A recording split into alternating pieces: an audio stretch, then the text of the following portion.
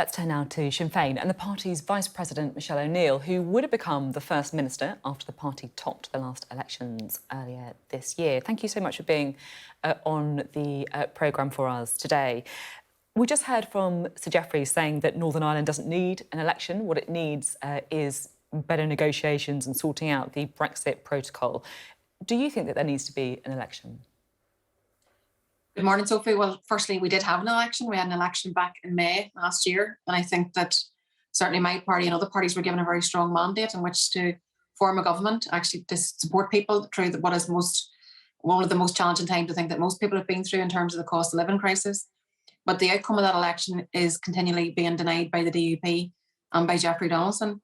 They have failed to accept the outcome of that election. They've failed to form a government and they've failed to work with the rest of us to get people through these times. So, we shouldn't have to have an election because we have had one. But unfortunately, that election result is being disrespected.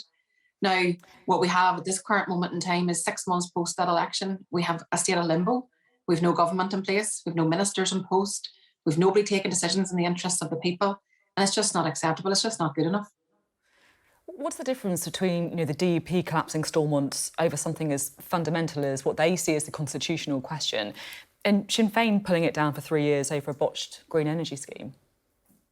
Well, it was a financial scandal, actually, that the DUP designed and delivered. It was a scandal that would have saw the public purse hit for £500 million. I don't think any government anywhere in the world would have withstood such a scandal. But I also think that at that time, whenever it did collapse, we worked every day to try to put it back together again. But the DUP ran over to London to prop up the Tories and therefore weren't interested in actually establishing government at home. So I think that's regrettable in that sense. But, I think where we are today is that the public rightly deserve, sensible, mature political leaders working together to try to form a government, to actually start to put money into their pockets to get them through the cost of living crisis.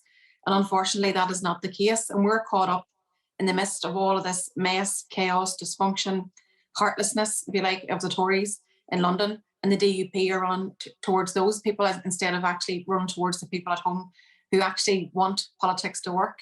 I just think that as we enter into next year, which will mark 25 years of our peace process, 25 years of our remarkable journey of transformation in our society. And I think it's just such a shame that we're sitting in a scenario today in political limbo where the public are being denied access to democracy and their votes. But the DUP are telling people right now their votes don't count. The election that they voted for and they voted in May of this year is being disrespected. And I just don't think that's good enough.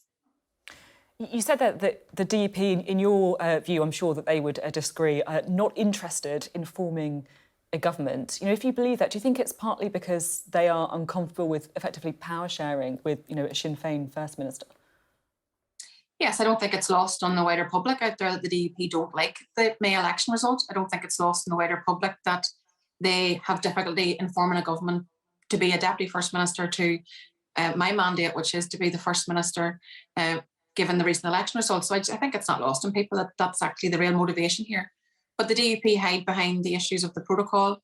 They hide behind all of that. So what I want to see in the time ahead is very mature, sensible political discussion between both the British government and the EU side. Let's find an agreed way to solve the issues around the protocol. And I would make this case again to disagree with Jeffrey Donaldson and the DUP. The protocol is a necessity and it's here to stay. There are things that can be smoothed out. There are things that can be made to work better. And I'm up for that. And I hope that's what we achieve in the coming weeks and months. There has been a renewed focus, if you like, between both the British government and the EU side to get to have discussions in terms of making the protocol work. And I urge that to continue in earnest and actually to be ramped up and actually find an agreed way forward, because the certainty and stability that will bring will do two things. It will provide that certainty and stability. It would allow us to be able to look towards investment opportunities. But second to that, then it'll remove any pretense from the DUP in terms of forming an executive with myself and with the rest of the parties. The collapsed institutions are, about the protocol, but I think, as you probably acknowledge, also about, a lack of trust across the divide. In a recent interview, you said this: I don't think any Irish person ever woke up one morning and thought that conflict was a good idea, but the war came to Ireland. I think at the time there was no alternative, but now, thankfully, we have an alternative to conflict, and that is the Good Friday Agreement. By saying that there was no alternative to the violence that we've seen from the IRA during the Troubles, Are you not worried that you're adding to some of that distrust? How will that persuade unionists that you can be a First Minister for all? Well, the public had given me a mandate to be First Minister for all. That's what I said that I wanted to be. But I think that you have to realise that we have been a society that has been absolutely transformed over the course of the last 25 years, and our precious peace process has to be held on to with everything we've got. Unfortunately, this Tory government care less for our peace process, and I think Brexit is a good case in point. Brexit and the Good Friday Agreement were never going to be compatible.